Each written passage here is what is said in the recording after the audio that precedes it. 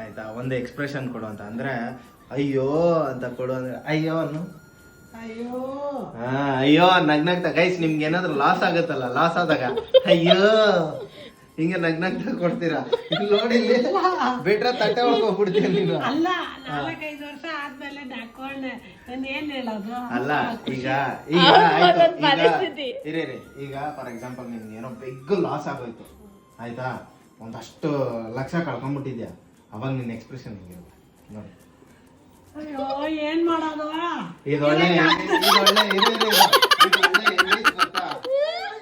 Pregnant ಆಗಿದ್ದಾರ, doctor time ಕೊಟ್ಟಿರ್ತಾರಲ್ಲ, ಅಯ್ಯೋ ನಡ್ದು ಸುಸ್ತಾಗ್ಬಿಟ್ಟೈತೆ, ಬತಾನೆ ಇಲ್ವಲ್ಲ ಮಾಡ್ತಾರೆ.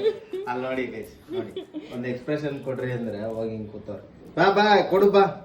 ಓ ಹಿಂಗ್ ಕೂರ್ತಾರಂತೆ, ಅರ್ಥ ಮಾಡ್ಕೊಳ್ರಿ, ಹಿಂಗ್ ಕೂರ್ತಾರಂತೆ.